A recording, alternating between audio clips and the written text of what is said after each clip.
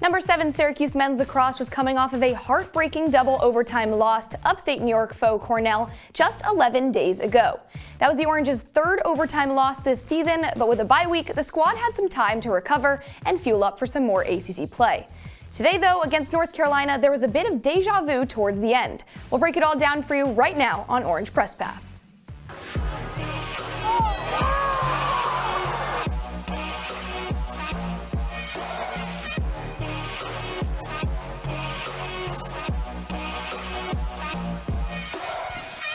Welcome into the CitrusTV studios for Orange Press Pass following a number 7 Syracuse win over UNC 10-9. The 'Cuse scraped by with a much-needed victory and are now back in the win column after devastating losses to top-ranked Notre Dame and 13th-ranked Cornell. Along with Ryan Bridges and Max Gifford, I'm Annie Klaff. Now, Max, the ending of this game looked uncanny to the Cornell one just 11 days ago. Yeah, Annie, you said it right there. The Orange had 11 days to dwell on this loss. So my first thought after this game was, I was speechless. I was without speech. Right. With 11 days to dwell on this loss, weather's a lot nicer in Chapel Hill than it was at Cornell. Mason Cohen back to full health after an unstellar Notre Dame game, and still, not the greatest performance against Cornell.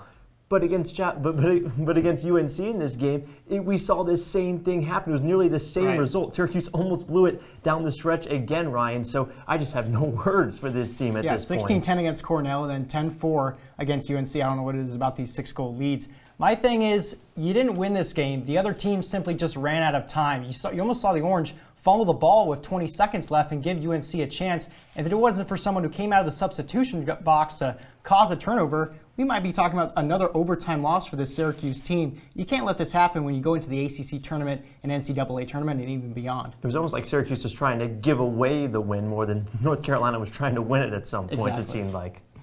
Well, time in the regular season dwindling down for this Syracuse men's lacrosse team. But let's get you over to Dorrance Field in Chapel Hill, North Carolina to check out how it all went down. And it started off with none other than UNC getting things going. There's the opening face-off, but UNC gets things going, and none other than Owen Duffy with the first goal coming up here with just under 30 seconds. Goal number 30 for the season for Owen Duffy. And after that, it's Dominic Petramala, the other player that Syracuse expected a lot from this season, and that's Dave Petramala, his son, who just came over from Syracuse. Yeah, and you saw in the second half they started to find their groove on defense, but then Syracuse also in the first half found their groove in the transition game right here with Johnny Mullen. And Johnny Mullen coming off a freshman off of the face-off X going against another freshman in UNC's face-off specialist. But that's the end of the first quarter. Syracuse's lead 5-3, and we're going to see some more action from this Syracuse squad. That's Jake Stevens, and an assist by Joey Spallina. He'll go on to have 5 for the day. But this was a Syracuse squad that really showed out early in the first quarter and second quarter. Yeah, if you were Syracuse in this game in that second quarter, it was basically the most perfect quarter you can have, minus that one blemish towards the end on the goal, on the Matt Reed goal. Syracuse pretty much continued that momentum into the third quarter for the start of it. Yeah, Syracuse had that first quarter. That was North Carolina's first UNC goal since 10 minutes into the first quarter. But then after that half, Syracuse leading 10-5. This is where things start to go downhill, Ryan. Yeah, things start to go downhill, and you saw the Orange not be able to keep possession like they did in the first half. A lot of caused turnovers, they couldn't clear the ball, and it resulted in a close game in the final moments. Syracuse up 10-8, and it's Trevor Dubner to make things for the Chapel Hill Tar Heels, getting things going for UNC, and that's 7 total goals versus Cuse in the last season against 2 games for Logan McGovern ending things up. And here's Syracuse trying to drain out the time against UNC. 10-9 lead late into the fourth quarter, down to the wire. And this is a Joey Spallina and Owen Hiltz showdown for you guys.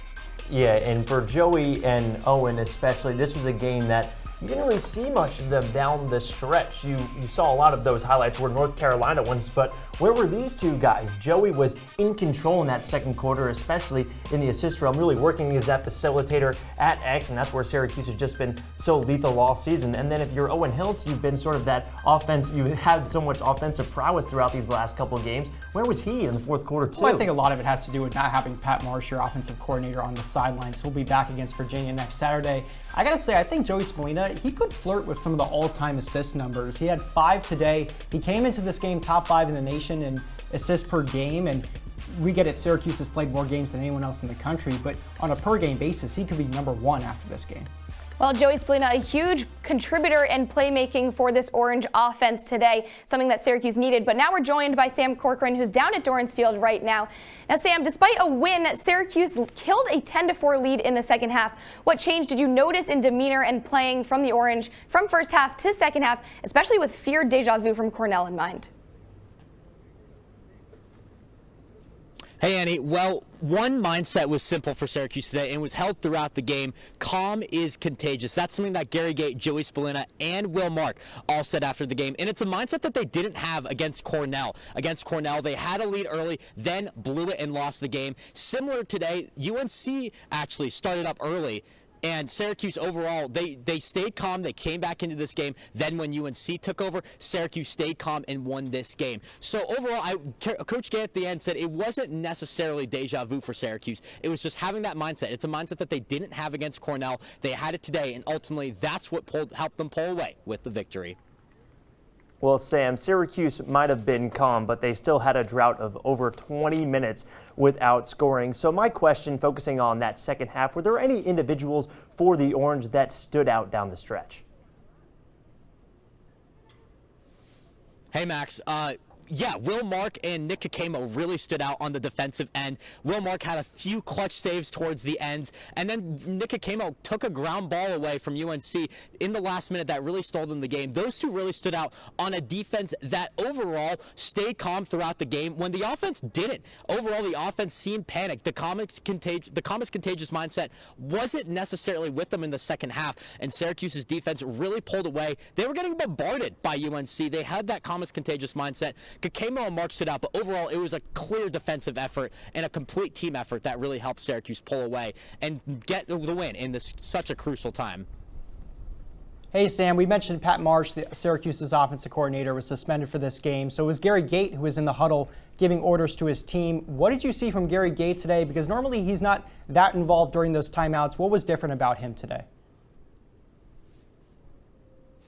Hey, Ryan, Gary Gait had a lot on his plate today, and the calm is contagious mindset was something that he brought up to his team this week. But overall, he was the one that was pretty panicked throughout the game. A lot to control, both calling the offense plays and coaching the team. He kept his calm in the end, so Syracuse pulled away. But Joey Spallina said after the game that Gary Gait is one of the best, he is the best, actually, offensive player to ever exist. So it wasn't too much of a transition for him. But going forward, Syracuse is going to need Pat Marsh back, and they're going to be lucky to have him. Coach Gait, I don't necessarily know if he wants to call the offensive plays. That's not his job. Having Pat Marsh back is going to be huge against a team like Virginia, the #2 team in the nation. And now the ACC tournament, Syracuse punched their bid to Charlotte in May. Having Pat Marsh back is going to be huge, and it will be a lot calmer for Gary Gait moving forward. Thanks so much, Sam. Safe travels back to Syracuse. Now, we've got a whole lot more to talk about on this extremely close win over North Carolina, including the player of the game, but we will be back in just a bit. Don't go anywhere.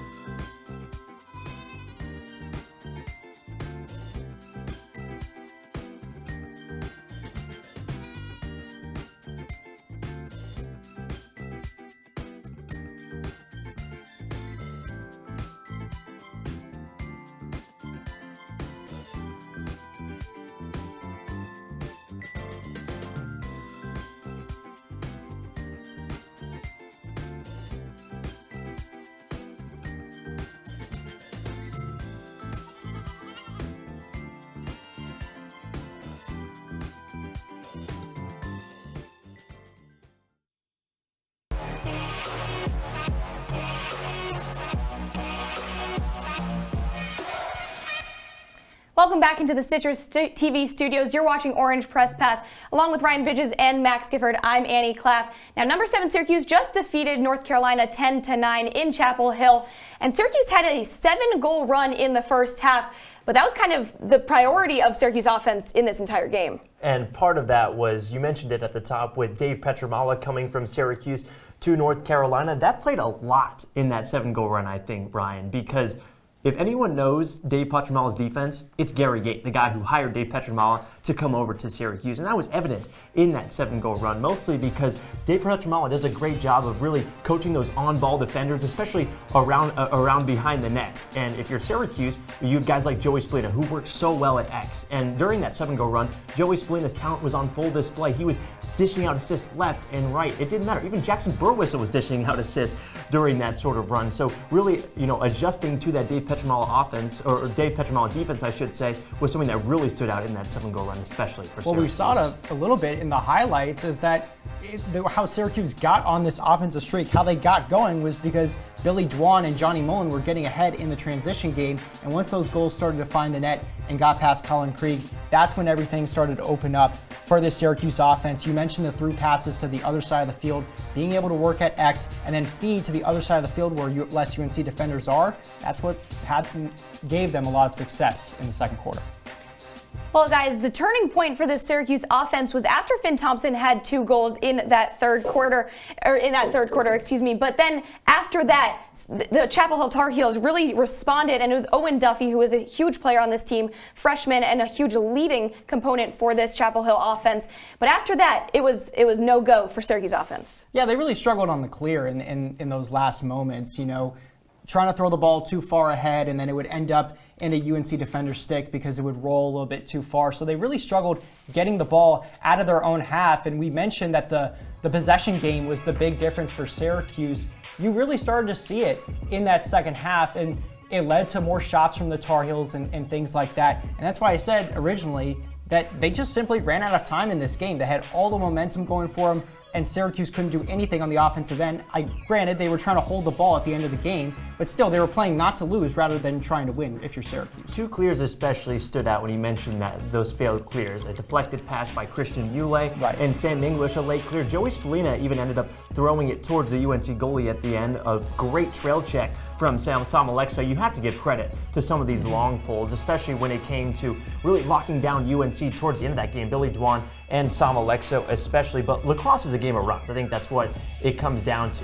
But towards the end of this game, Carolina just was desperate. You're desperate for goals. Syracuse wasn't necessarily as desperate. They were desperate towards the beginning when they were down by 3 goals and they were in that hole early. But Carolina, they were the more desperate team in the end, and they showed that. Ultimately, not enough time to pull away. But if you were North Carolina at that point, you were just so desperate for goals, and Syracuse couldn't match that same intensity. Well, Owen Duffy, of course, one of those players that led this North Carolina squad, 3 goals for today. And he was one of those players that going into this matchup, Syracuse knew they needed to lock down. But let's take a little bit back at Syracuse's previous matchups with Duke holding Brennan O'Neill to only 1 goal, an impressive player to hold to 1 goal. Syracuse has been kind of inconsistent in locking down star players from specific teams. And you mentioned those 2 stats with Owen Duffy, but 2 I want to point out, Ryan. 11 shots, 4 turnovers, and that's a big kudos to Syracuse for not putting a short stick on Duffy. They did that when they lost to Cornell a couple of weeks ago, and that ultimately caused CJ Kurz to have 5 goals and ultimately the game winner in that contest. But when it comes to playing these star-powered offenses, when it comes to playing these star-powered players, it really is essential for. I mentioned giving a lot of credit to the long pulls where it's due.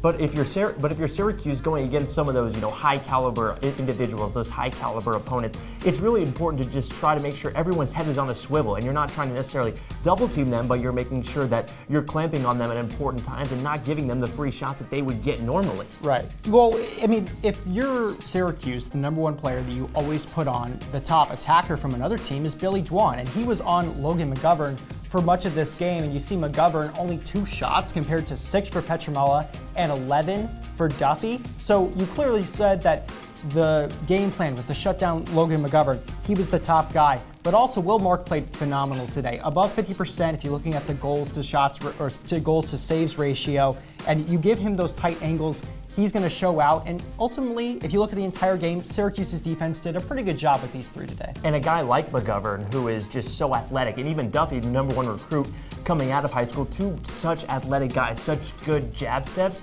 and by holding them to so few shots, And by really, limiting their opportunities, I think that helps Syracuse a lot down the stretch as well.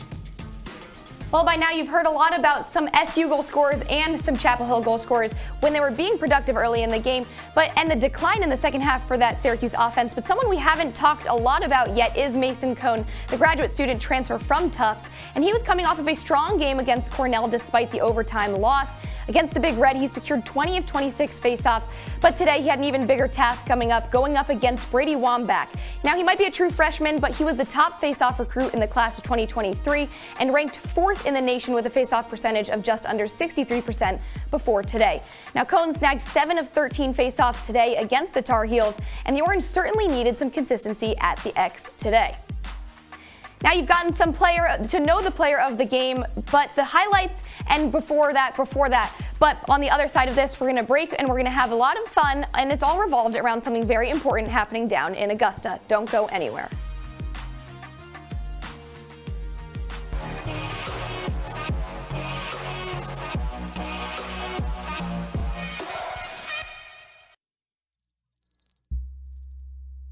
Women are bad with money.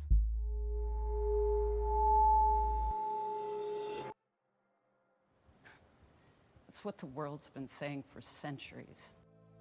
But now, we've got something to say. Save it. Save the old-fashioned advice, the empty excuses. It's all worthless, unlike us. To our fellow females, it is time to save ourselves by saving our money. Contributing to our futures, investing in our independence. Until we're no longer 80% more likely than men to live in poverty in retirement. So again, we say to that, save it. The falsehoods, the feelings of fault, then the funds. Learn how to save for your retirement at wesaysaveit.org. Life doesn't always give you time to change the outcome. Prediabetes does. With early diagnosis, prediabetes can be reversed. Take the 1-minute prediabetes risk test today. Go to doihaveprediabetes.org.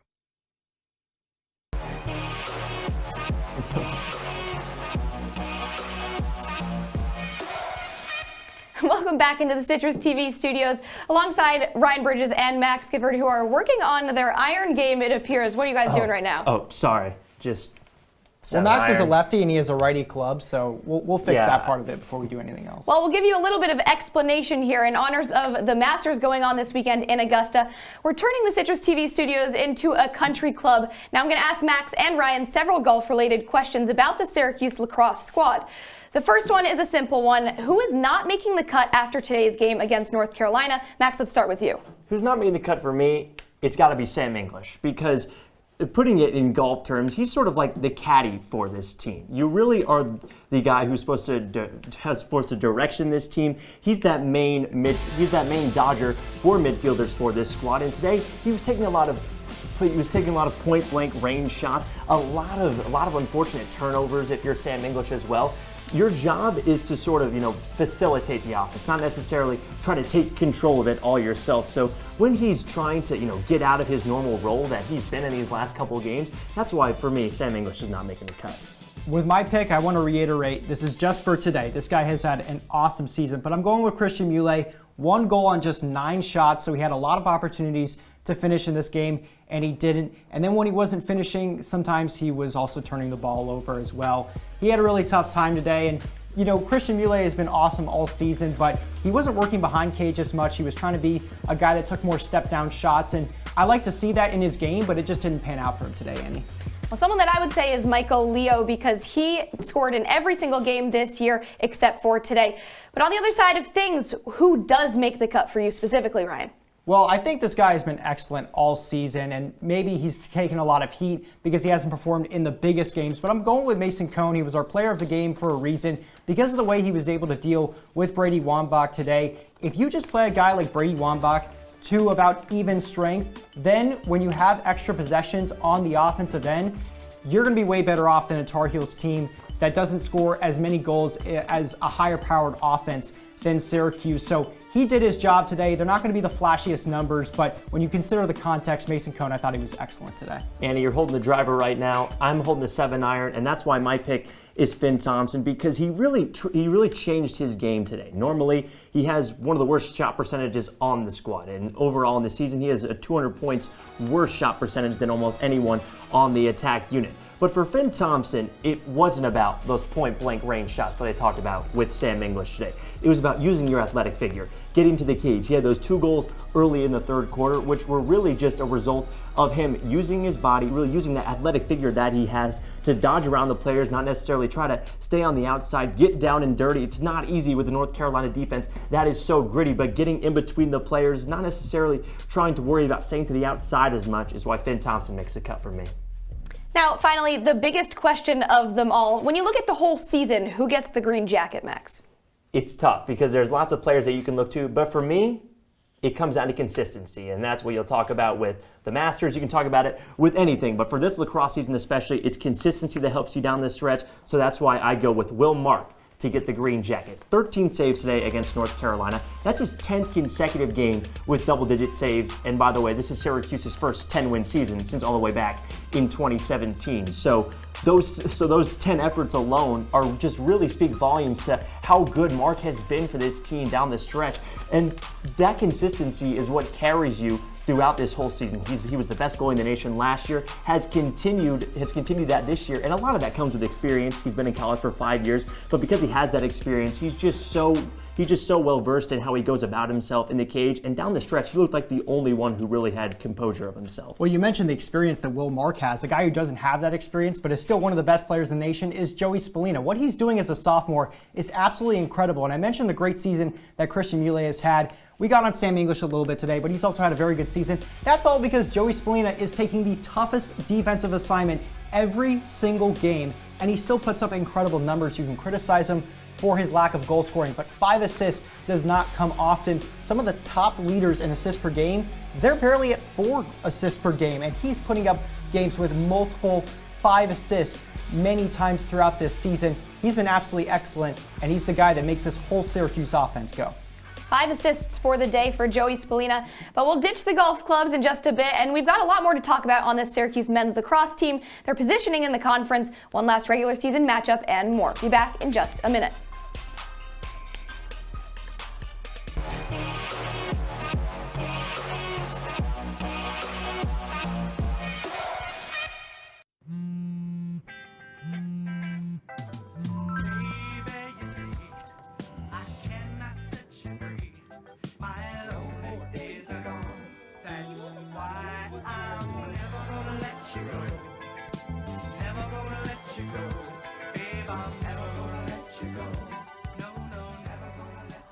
Here you go. Thank you. Thank you.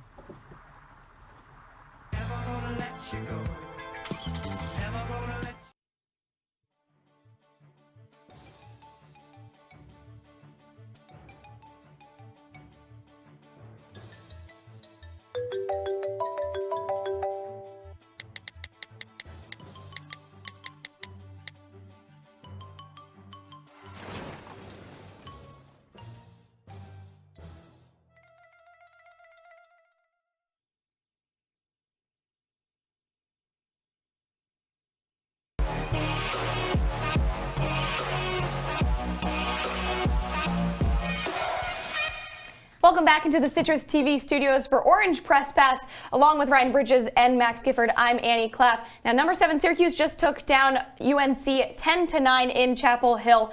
But in the ACC standings, Syracuse still is in the middle of that ACC. I mean, there's not many teams to go on in this conference, but Virginia leading the pack.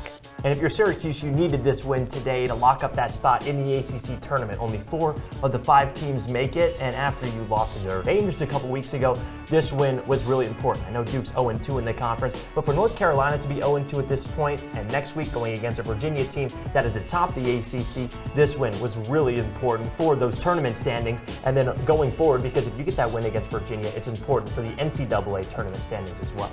Well, you mentioned it. They're playing Virginia next week. they could end up playing Virginia back-to-back games, because if maybe Virginia drops down to that 2 spot or Syracuse is in that 3 or 2 spot, then they could play each other next week, and then the semifinals of the ACC tournament, they could play each other again. So it'll be a big game inside the Dome, but it's really tough to beat a team twice in 2 weeks, no matter if you're talking about Syracuse or Virginia. Well, that next matchup for Syracuse is against Virginia, and that'll be the last home regular season game for the Orange. But the next Orange Press Pass is women's lacrosse, and that'll be against Clemson, a newer team, one of the teams that have only been in the conference for just one season. And if you're Clemson, or if you're BC, I should say, because that's Syracuse's last game of this season against Boston College, it's a tough game to win. This is a team that ended your undefeated record, that stopped your undefeated record last year. They lost to them in the Final Four as well last year.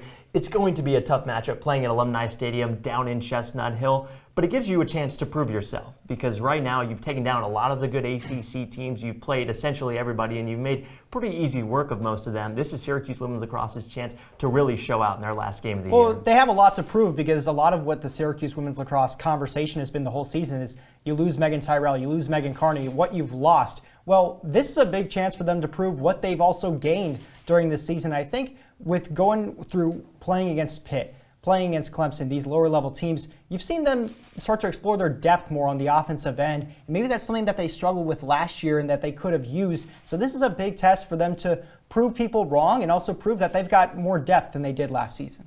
Syracuse women's lacrosse had some time to iron things out against Pittsburgh and Clemson before Boston College.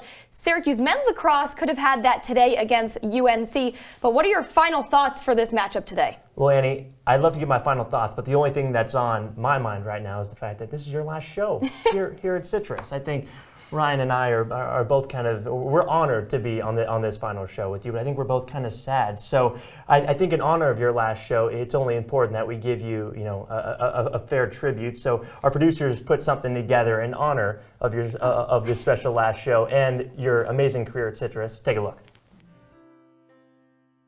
CC News Sports Brief, I'm Annie Klaff.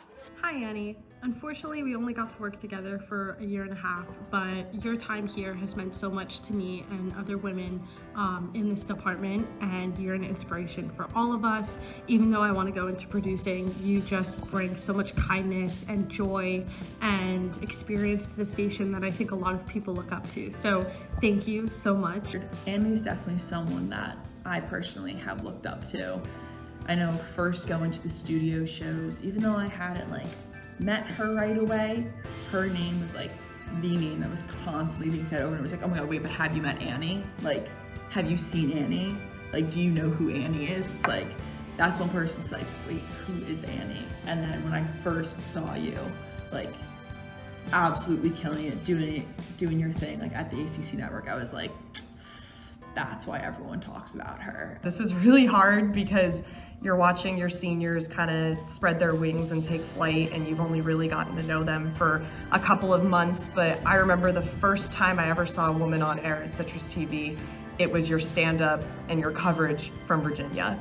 And you see guys going on all the time. I mean, there are female producers down at CitrusTV, but you were the first on-air person that I ever really got to see, and someone who looked like me and someone who inspires me till this day. I mean, I know that when I got the opportunity to do the stand-up, that was the same exact game that you had for an STS. You were the first person I reached out to. You're the person who gave me the confidence to do it, and because you took those first scary steps of breaking into this industry, you've allowed a path for me and so many other women to succeed.